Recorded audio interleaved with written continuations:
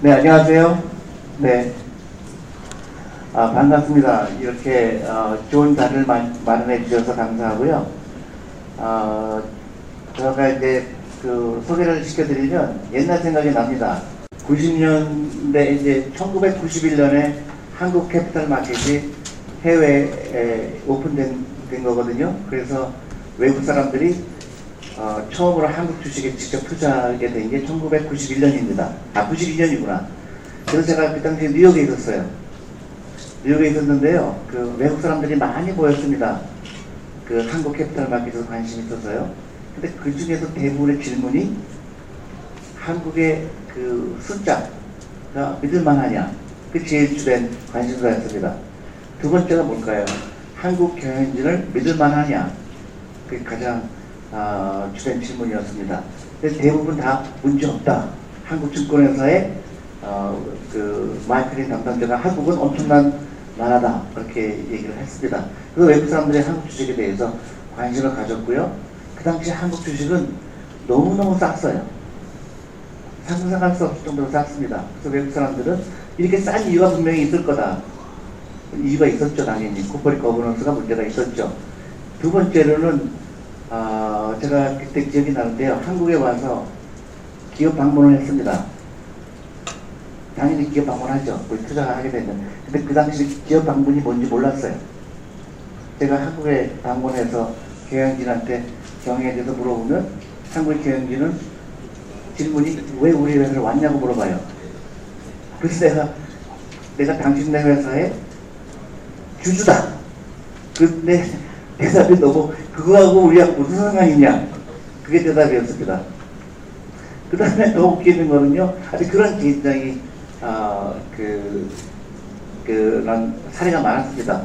근데 그 결과가 어떻게 될까요? 97년에 우리나라는 IMF를 맡게 됩니다. 그죠?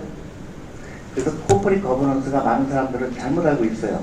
코퍼릿 거버넌스가 단순히 한 회사의 가격을 올리느냐, 디스카운트로 되느냐, 프리미엄으로 되느냐, 그게 문제가 아니고요. 나라를 망할 수 있다는 거예요. 그래서 코퍼릿 거버넌스는 굉장히 중요한 이슈죠. 그래서 해외에서는 이 코퍼릿 거버넌스에 대해서 바이올레이션 하게 되면 기업의 경영진이 나쁜 짓을 하게 되면 어떻게 되죠? 가족을 오랫동안 가는 이유가 그겁니다. 나라를 망치는 거예요. 리만 사태가 왜 왔다고 생각하세요? 미국도 예외가 아닌 겁니다. 미국도 그 금융기관의 코퍼릿 거버넌스가 엉망이었기 때문에 온 겁니다. 그래서 코퍼릿 거버넌스는 그 어떤 것보다도 우선돼야 되고 사람들이 정확하게 이해를 해야 됩니다. 왜 코퍼릿 거버넌스가 중요한가? 그래서 오늘 주제는 한국 주식 프리미엄으로 돼야 된다. 굉장히 중요하죠. 프리미엄으로 되면 뭐가 좋죠? 왜 디스카운트로 되면 안 되고 프리미엄으로 되면 좋을까요? 제일 중요한 거는 우리 기업들의 자금 코스트가 낮아지죠. 무지하게 좋은 겁니다. 그 다음에 부가 늘어나죠. 근데 한국에서는 많은 사람들이 특히 신문에서 코퍼릿 거버넌스 때문에 이렇게 운동을 하게 되면 기업을 괴롭힌다고 얘기를 해요. 너무 신기하죠. 똑같은 일인데도 기업에 좋은 일인데 국가에 좋은 일인데도 한국은 기업을 괴롭힌다고 얘기합니다. 그러다 보면 그 기업도 망하게 되고 나라도 굉장히 어렵게 되는 거죠. 그래서 코퍼릿 거버넌스는 아무리 강조해도 지나침이 없는 겁니다. 그래서 지금은 우리가 정말로 우리나라가 자본주의를 제대로 이해하고 자본주의 국가로 만들려면 이 코퍼릿 거버넌스는 가장 중요한 것 중에 하나라고 생각합니다. 그래서 그 당시에 1991년에 많은 외국 사람들이 우려했습니다. 한국의 그 기업들의 숫자가 정확한지. 지금은 많이 해소가 됐죠. 그 이유가 뭘까요? 회계사들이 감옥에 가기 시작한 거예요. 그래서 숫자에 대해서 책임을 지게 된 겁니다. 그래서 많이 좋아졌죠. 근데 진짜 진정한 거 기업이 주주들을 위해서 일하느냐 거기에서는 답을 못합니다. 30년이 흘렀지만은 지금도 그 옛날과 비교했을 때 크게 달라지지 않았습니다. 그래서 오늘 제가 얘기하는 거는 그걸 어떻게 줄이느냐. 그게 우리 국가적인 어젠다가 돼야 되고 개인들도 알아야 되고 왜 코퍼릿 거버넌스가 중요한지 그걸 국가적인 경쟁력에 막대한 그 영향을 끼치고 있는 겁니다. 단순히 한 기업, 두 기업의 문제가 아니라 그 나라의 자본주의를 지탱하는데 가장 결정적인 거죠. 트러스트예요. 우리가 믿을만하냐, 기업을 믿을만하냐, 기업은 약속을 지키느냐. 그게 이제 우리나라는 그거에 대해서 명확하게 이해할 필요가 있는 겁니다. 단순히 기업주 보호자가 어떤가 하다 이런 추상적인 게 아니에요. 굉장히 디테일해야 되고 거기에 국민연금이 어떤 역할을 해야 되고 우리 국민들은 어떻게 알아야 되고 다 다르게 얘기를 해요. 코퍼레이트 거버넌스가 뭐냐? 근데 사람들한테 물어보면 대답하는 사람이 거의 없어요. 그 다음에 그 어떤 코퍼레이트 거버넌스, 어떤 나쁜 코퍼레이트 거버넌스를 가지고 있는 회사를 좋게 하려고 투자가가 뭐 하면 갑자기 이상하게 변질됩니다. 외국 사람이 하면 외국 자본주의가 한국 자본주의를 공격한다. 그죠? 또 어떤 사람이 하게 되면 이해관계에 따라 달라져요. 똑같은 얘기 때요. 코퍼레이트 거버넌스는 그야말로 코퍼레이트 거버넌스입니다. 기업이 경영할 때 모든 주주를 똑같이 한다. 자본주의의 가장 핵심이죠. 거기에는 해석이 다를 게 없습니다. 근데 한국에 와서는 보면 다 틀려요. 이해관계가 누구냐에 따라서 변질되는 겁니다. 그렇게 되면 안타깝게도 경제 위기는 또 올 수밖에 없어요.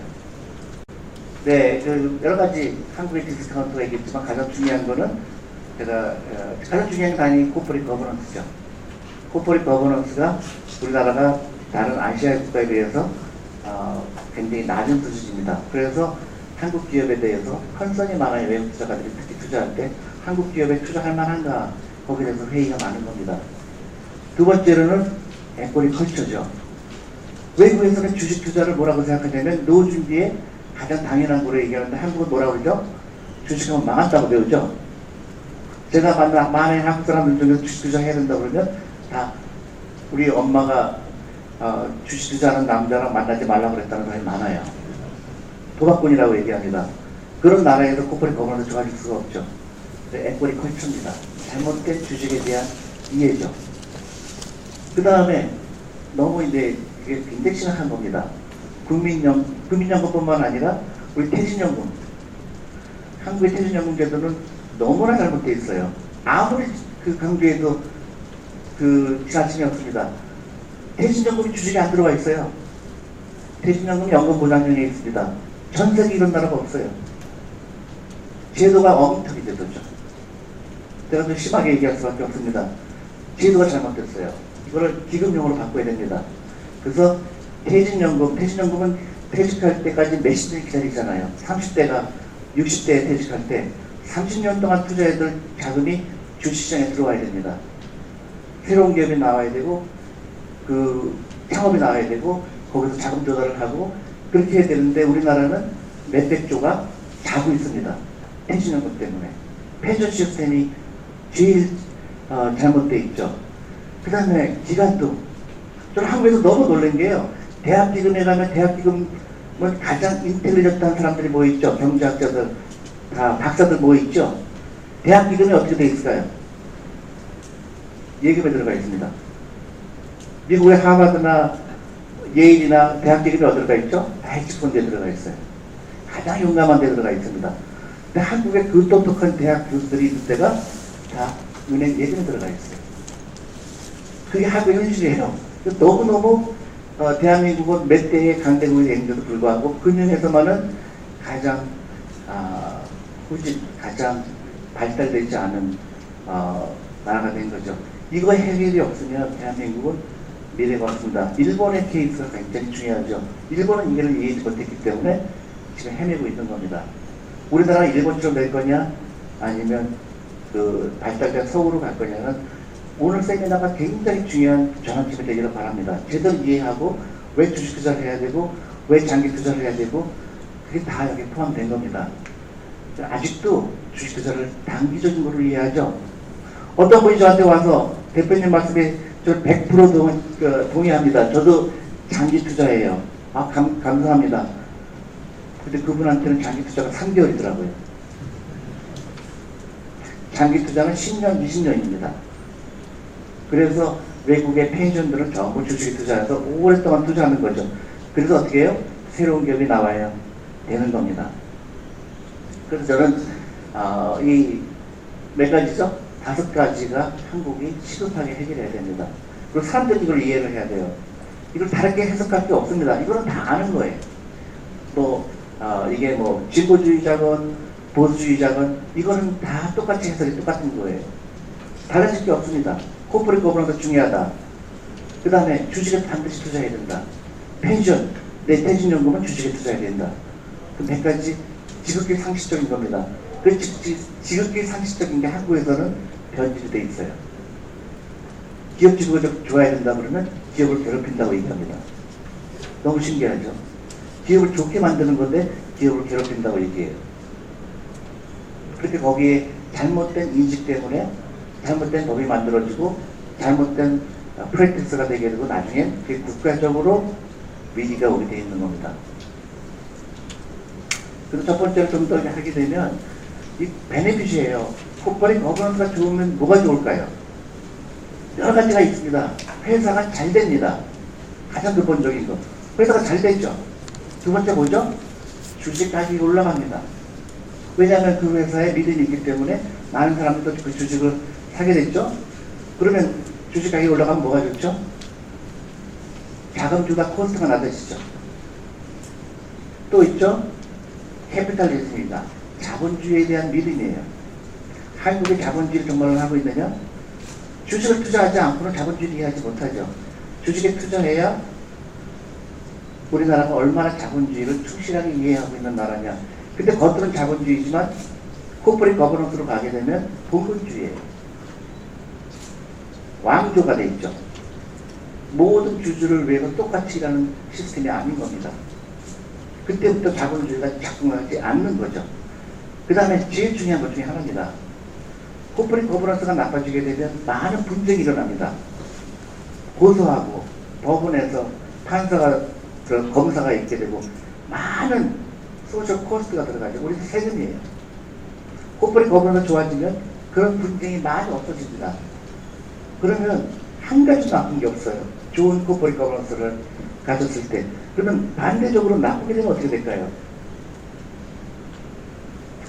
예를 들어서 경영진의 이익만 대변한다 그러면 나머지 많은 불만 있는 사람이 생기게 되겠죠.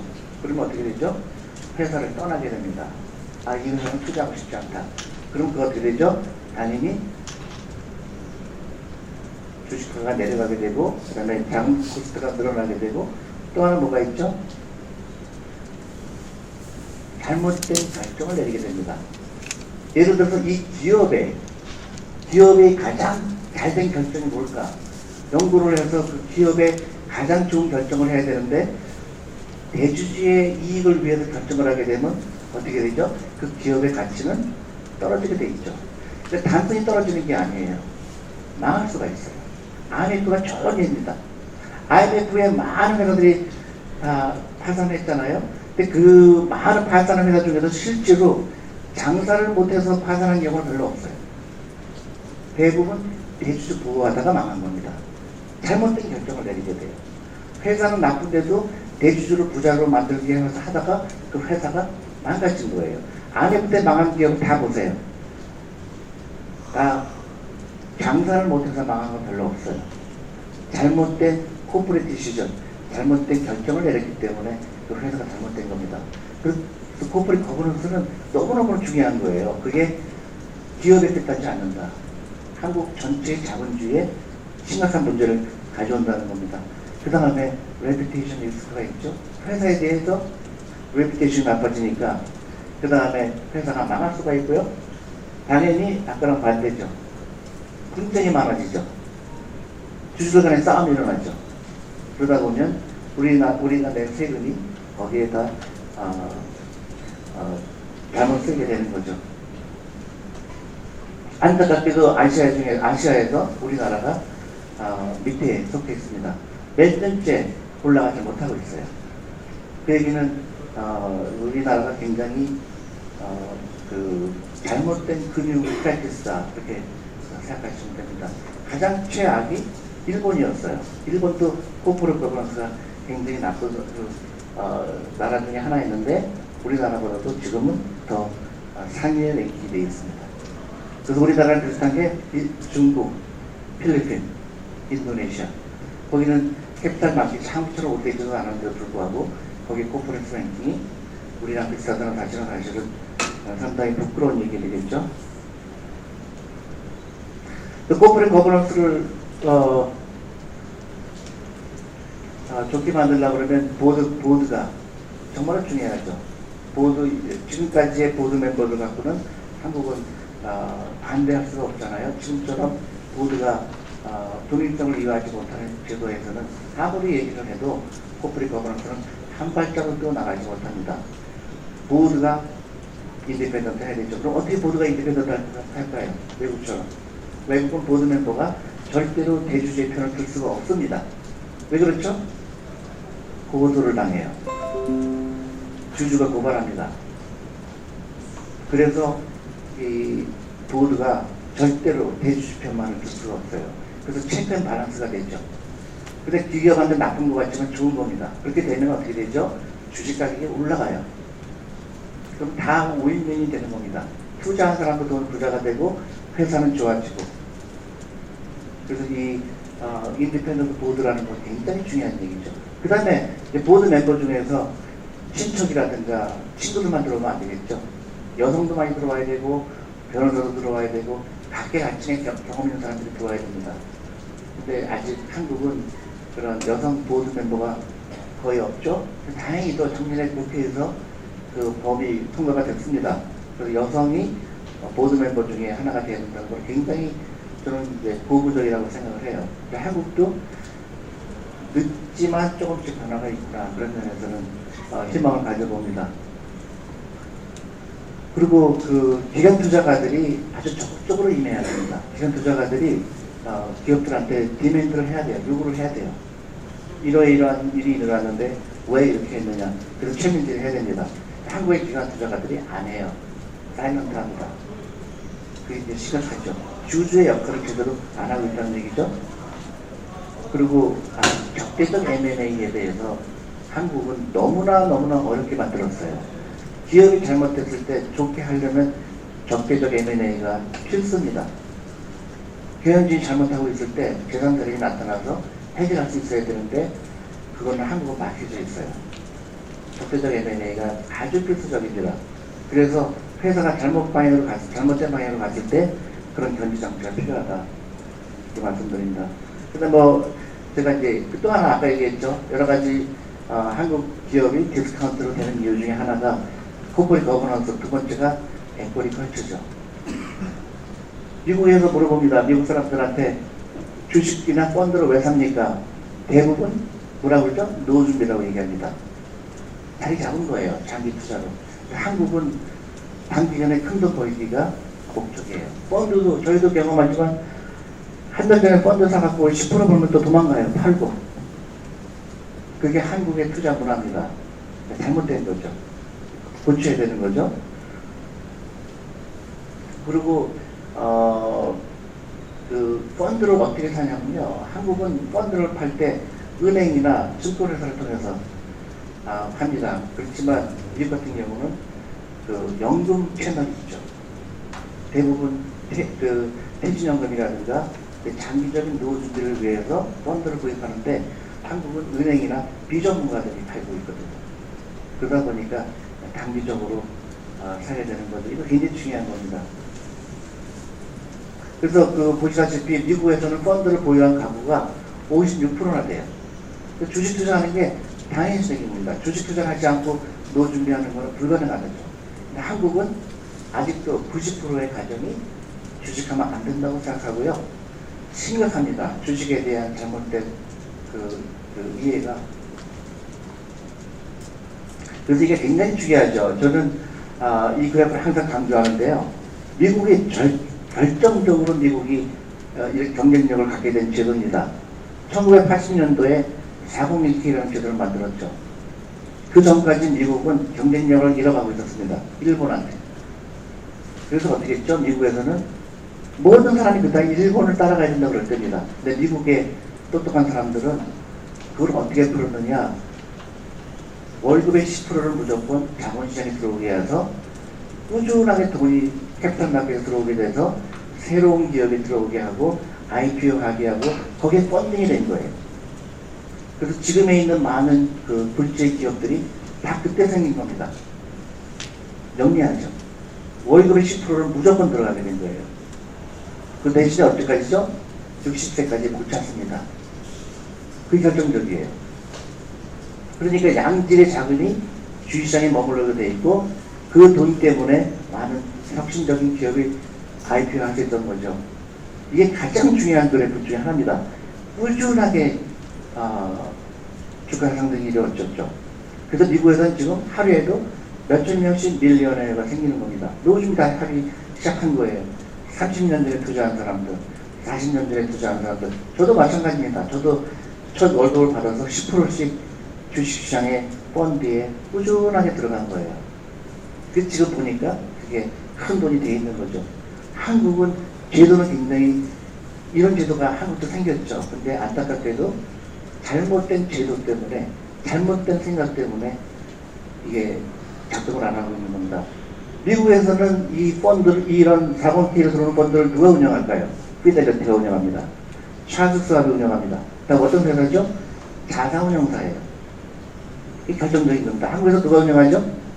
보험회사가 합니다. 보험회사 전문가가 아니죠. 엄청난 돈을 보험회사가 하니까 어떻게 됩니까? 은행에 넣고 있죠. 이게 심각한 겁니다. 몇백 조가 자고 있는 거예요. 이 제도를 바꿔야 됩니다.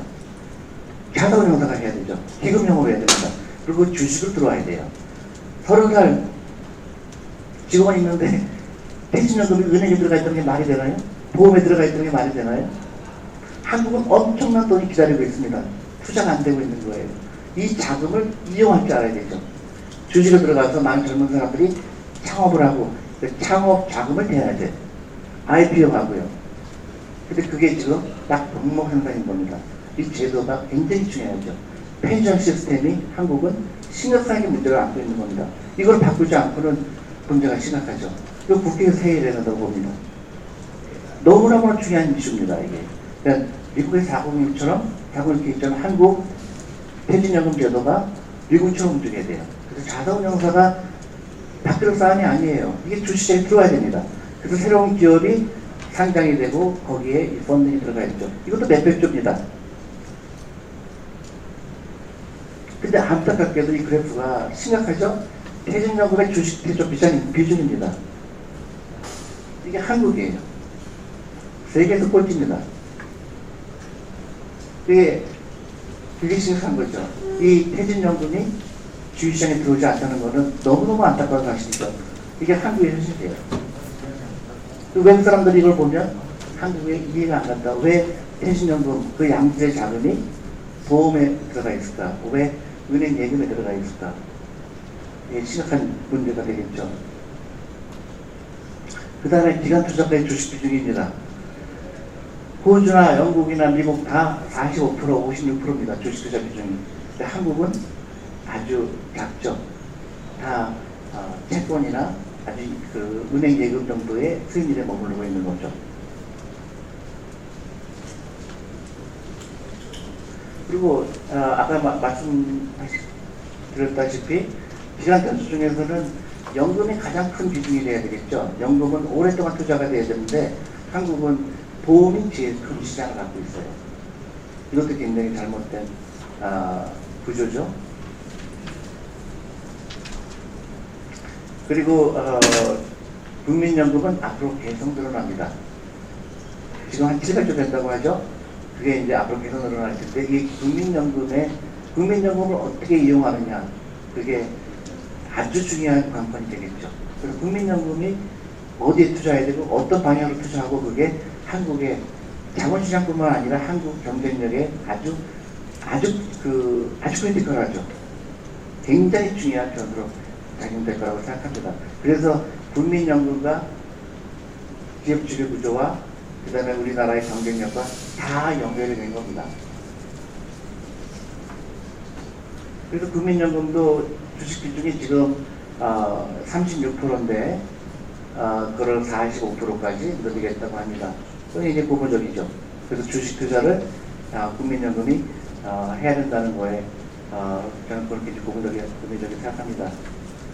그리고 연기금은 독립성이 제일 중요하죠. 흔들리지 않아야 됩니다. 정부기관이 되면 안 돼요.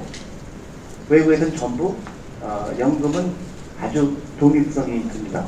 그 다음에 전문성이 있어야 되고요. 휘둘리면 안 되죠. 투자 전문가가 해야 되고, 그 다음에 단기적으로 투자하면 안 되고요. 정부의 입김에 있으면 안 되죠. 저는 그래서 국민연금은 독립이 돼야 된다고 생각합니다. 그 다음에 한국에서 결정적인 잘못된 게 돈을 너무 조금 줘요. 연금 그 CIO나 이런 사람들 돈을 많이 줘야 됩니다. 대신에 인기가 없어야 되고요. 잘못하면 언제든지 해고가 될 수 있는 구조가 되어야 됩니다.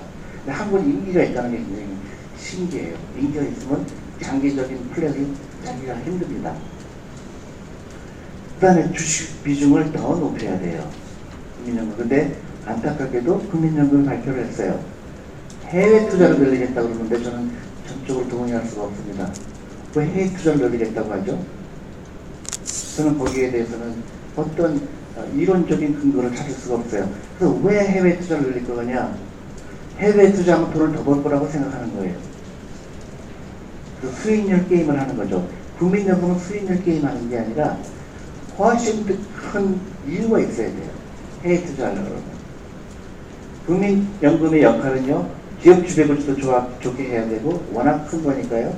근데 뭐죠? 소셜 코스트를 줄이는 게 중요하죠. 국민연금에서 왜 SRI를 중요시게 해줄까요? 왜 국민연금에서는, 해외연금에서는 왜 여성에 대해서 관심을 가질까요? 왜 그 환경에 대해서 관심을 가질까요?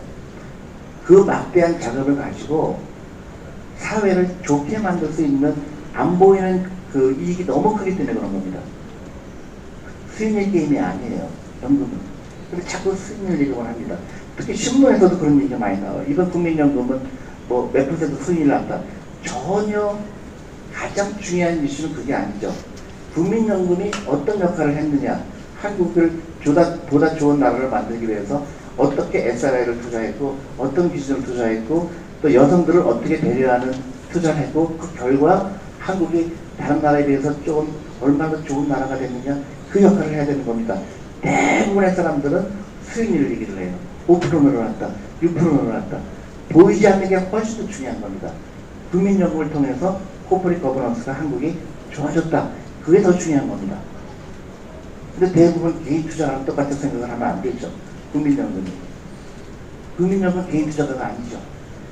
한국모함입니다. 한국모함이 하는 역할은 훨씬 더 큰 코드가 있어요. 한국에 훨씬 더 큰 목표가 필요하죠. 그걸 해야 됩니다. 그런데 안타깝게도 해외 투자를 늘리겠다는 걸 저는 동의할 수가 없어요.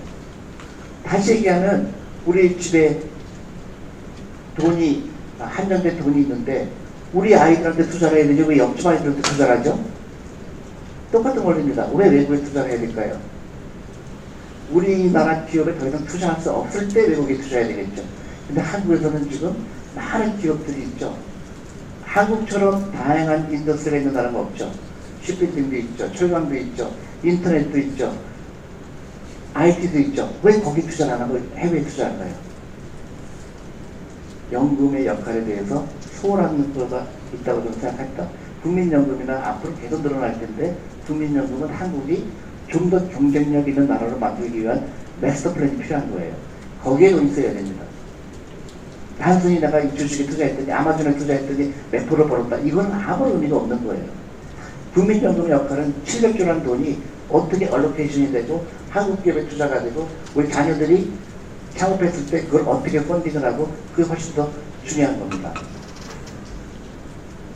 그 다음에 국민연금이 전부 전주에 있다는 게 저는 문제가 있다고 봐요. 여러분들 아시죠? 저는 해외에 많은 연구소들을 방문한 경험이 있습니다.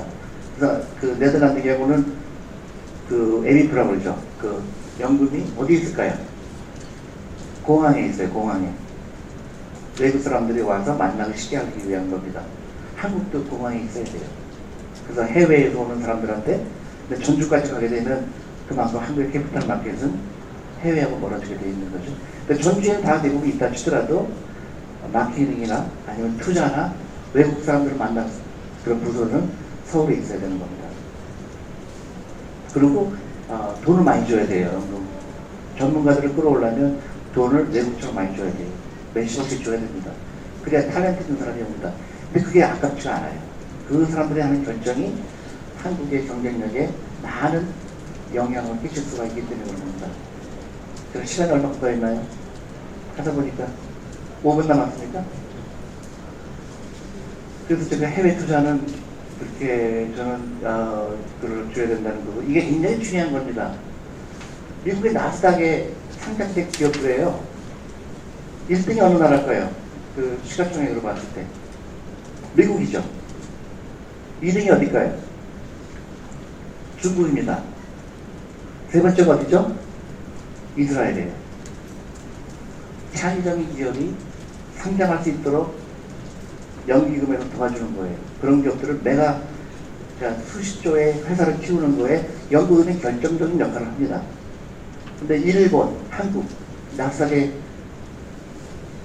그런 기업이 나오지 않는 이유가 우리나라가 그런 역할을 못하고 있는 거예요. 전부 채권에 투자하고 있는 거죠. 부동산에 투자하고. 그게 심각한 겁니다. 기업에 투자해야 되고요.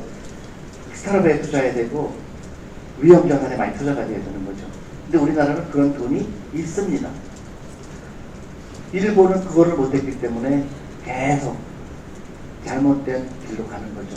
우리나라는 그걸 보고 지금부터는 생각을 바꿔야 되고요. 제도를 바꿔야 되고, 그 다음에 그러면 이 캐피탈 마켓의 변화가 없이 우리나라가 다음 넥슬 레벨로 가는 것은 불가능합니다. 금융이 지혜 중이에요. 기업을 어떻게 키우고, 기업을 어떻게 투자하고, 또 기업주는 경영하는 사람들은 어떻게 경영을 해야 되고, 그거에 대해서 우리가 서로 간섭을 하고, 제도를 바꾸고 하는 노력이 지금 절실하게 필요한 겁니다. 또 어나더 이렇게 하고 또 회의를 또 하고 또 아무런 의미가 없어요. 지금 당장 해야 되는 겁니다. 너무 절실하거든요. 한국은 이 몇 가지 고치기만 한다고 그러면 대한민국은 엄청난 나라가 될 거라고 생각합니다. 이게 되면요, 많은 문제가 풀려요. 부자가 되기 때문에 개인적으로 노후 준비가 되기 때문에 결혼도 하게 되고 애도 낳게 되고 나라는 경쟁력이 커지고요. 이스라엘 같이 되는 겁니다. 이스라엘은 개인당 그 창업 기업이 수천 가지 기업이 나옵니다. 그게 다 국내 이스라엘 자금이 거기 펀딩을 해주는 거죠. 한국의 국민연금도 그런 역할을 해야 되는 겁니다. 기업에 투자하고 기업에 잘 되게 해서 나스닥에 가게 하고 미국 스탁 익스체인지로 가게 하는 거죠. 그리고 국민연금의 역할은 단순히 돈을 버는 역할이 아니다. 그리고 대한민국의 다음 레벨로 가는데 결정적인 역할을 할 수 있다. 그렇게 생각합니다. 많은 사람들이 저한테 반문을 해요. 반론을 제기합니다.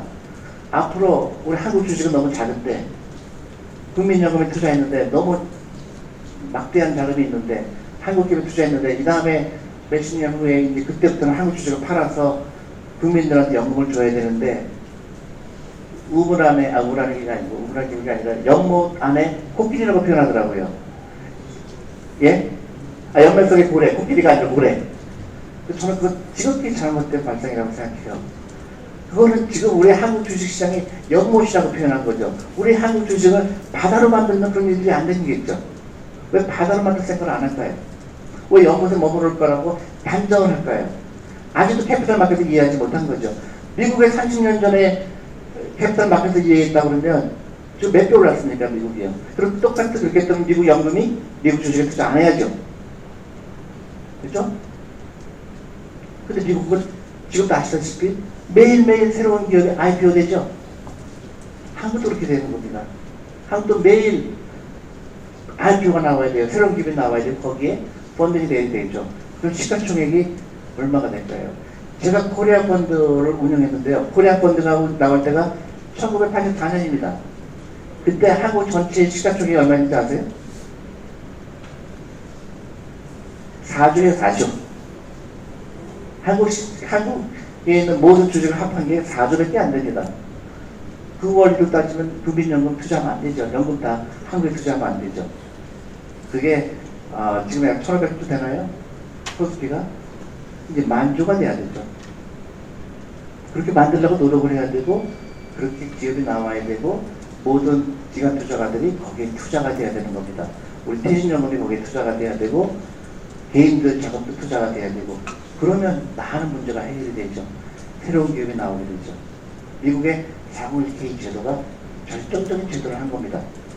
노후 준비도 시키고 그 자금이 들어오면서 새로운 기업이 나오게 되고 선순환이 되는 거죠. 지금 한국은 밭을 내게 돼요. 병목 현상이에요. 돈은 많은데 투자가 안 되는 겁니다. 역할을 모르고 있는 거예요. 수익률 게임을 하는 겁니다. 그래서 다 시간이 다 됐죠.